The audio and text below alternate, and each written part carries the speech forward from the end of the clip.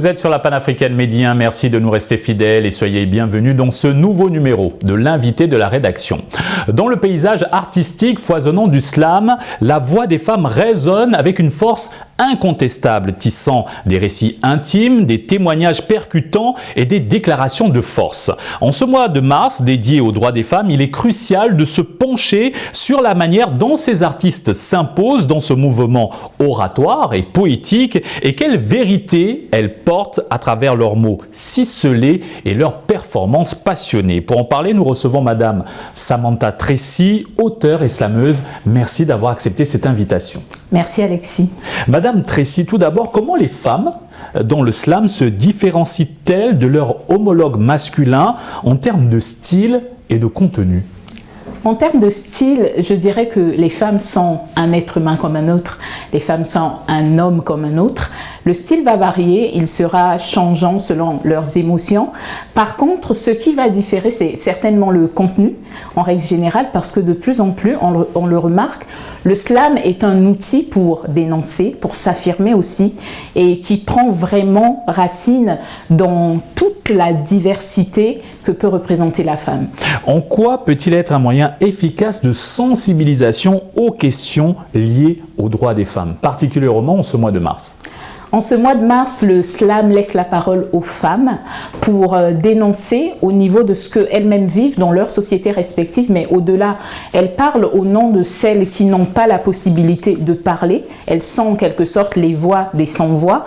Elles portent le message de toutes ces autres femmes qui voudraient, qui ne pourraient peut-être pas parler, et c'est vraiment cet outil-là auquel elles s'accrochent, particulièrement durant ce mois dédié aux droits de la femme. Quels sont les thèmes récurrents qui sont abordés par les femmes dans leurs performances de slam selon votre expérience ? Selon mon expérience, on va beaucoup parler des maux de la société, donc l'accès à l'emploi, mais aussi beaucoup de violences que subissent les femmes à tous les niveaux. Et ces violences-là, elles sont physiques, elles sont mentales, elles sont financières. On va parler du vécu, de comment la société nous considère en tant que femmes, de l'éducation aussi. Le slam est aujourd'hui la voie par laquelle des femmes touchent à diverses thématiques, et ces thématiques-là vont changer en fonction du contexte, du pays, de l'expérience, de l'âge, du vécu de la femme. Restons dans ce partage d'expérience. Comment les femmes utilisent-elles la poésie slam pour exprimer leur identité culturelle et leur expérience personnelle ? Déjà, les femmes aujourd'hui ne slament plus qu'en français. Elles slament dans leur langue locale. On le voit de plus en plus, que ce soit au Sénégal, au Congo, en Côte d'Ivoire. Elles s'approprient cet outil-là et utilisent toutes les langues possibles pour passer leur message. Mais elles s'appuient aussi sur ce que la société leur donne ou ce que la société attend un petit peu d'elles. Elles se nourrissent de leurs différentes expériences, de leur éducation, de leur vécu et de leur contexte. Et quels sont les défis particuliers auxquels les slameuses font face en termes de reconnaissance et de visibilité médiatique ?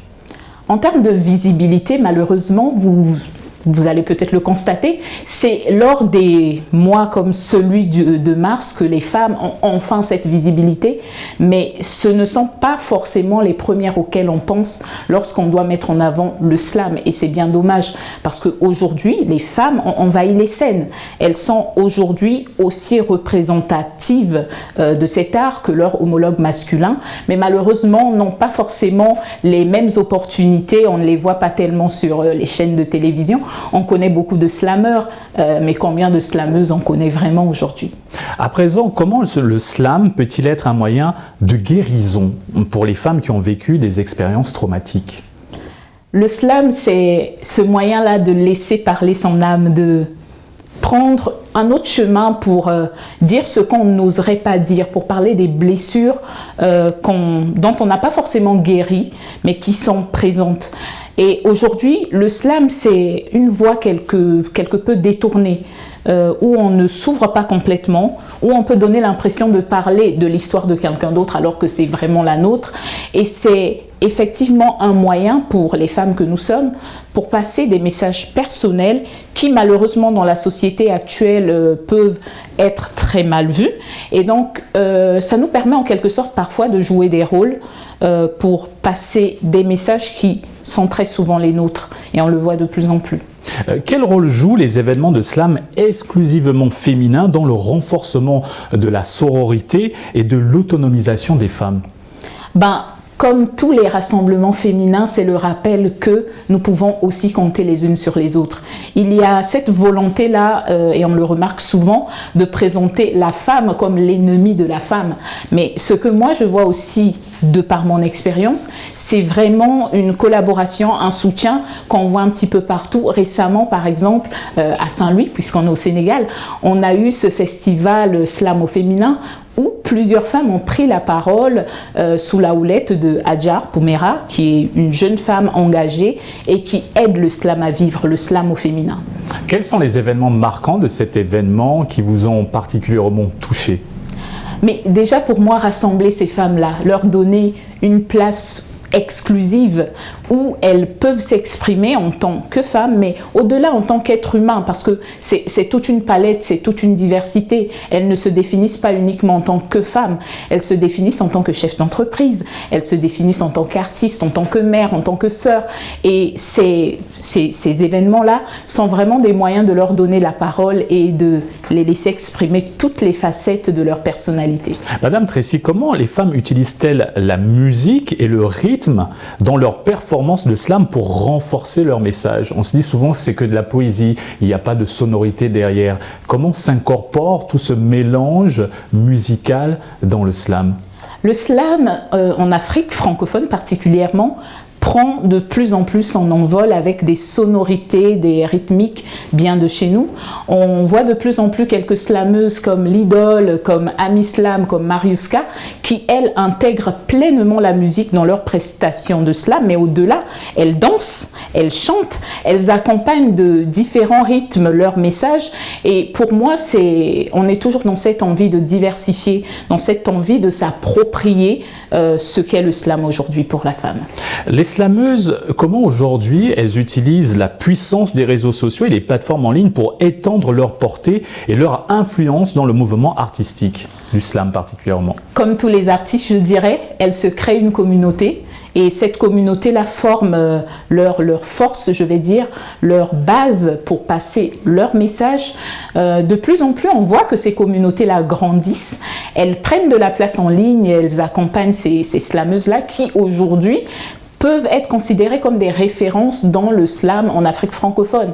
Et ces dernières années, je suis heureuse de voir que de plus en plus des slameuses occupent l'espace et elles l'occupent extrêmement bien. Parce que le tout, ce n'est pas juste d'être là, il faut être là, mais de manière excellente. Elles le font très bien, je trouve.